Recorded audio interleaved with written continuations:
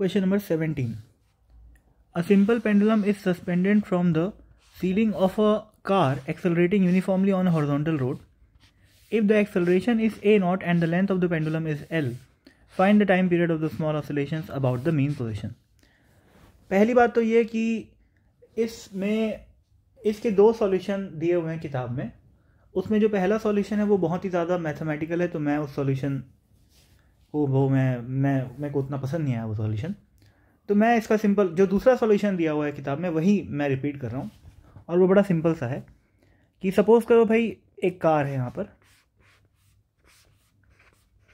वो ऐसे जा रही है कितने एक्सेलरेशन से a0 से, और पेंडुलम यदि लटक रहा है तो पेंडुलम पे सोचो एक तो ग्रेविटी लगेगी नीचे की डायरेक्शन में, और अगर मैं कार के फ्रेम में बैठ जाऊं तो कार के फ्रेम में यहाँ पर एक स्यूडो फोर्स लगेगा ma0.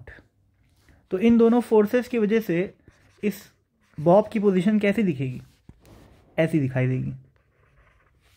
यहाँ पर mg लग रहा है और यहाँ पर ma0.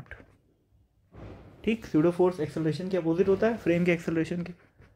ठीक, अब सोचो भाई इस mg और ma0 का जो रिजल्टेंट होगा वो इस टेंशन के अपोजिट ही होगा, तभी तो बैलेंस हो रहा है.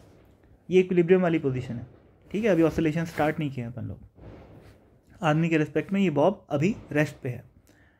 तो टेंशन के अपोजिट जो फोर्स होगा इस डायरेक्शन में उसकी वैल्यू क्या होगी, ma0 स्क्वायर प्लस mg का स्क्वायर. अरे यार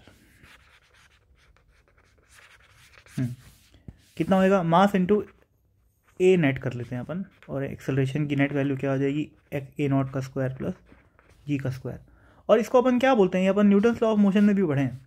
ये जो चीज़ लिखी हुई है उसको अपन बोलते हैं जी इफेक्टिव. तो बेसिकली ये एक ऐसा सिस्टम हो गया, इसको ऐसे देखो. अब इसको इसकी ओरिएंटेशन को भूल जाओ. ऐसा समझो कि एक रस्सी यहाँ पर लटक रही है, ध्यान से देखना, एक रस्सी यहाँ पर लटक रही है और उस पर एक फोर्स लग रहा है जिसकी वैल्यू है m इंटू जी इफेक्टिव. तो ये क्या है, ये बेसिकली इस सिस्टम की तरह तो है कि बॉब लटक रहा है और यहाँ पर लग रहा है mg, पर उस mg में g की वैल्यू बस अलग है और कोई फ़र्क नहीं. तो बस यहाँ पर सिंपल पेंडुलम का टाइम पीरियड क्या हो जाएगा 2π√L/g, लेकिन यहाँ पर g की जगह क्या आ जाएगा g इफेक्टिव. तो इस g इफेक्टिव में ये रख दो और आ गया आंसर.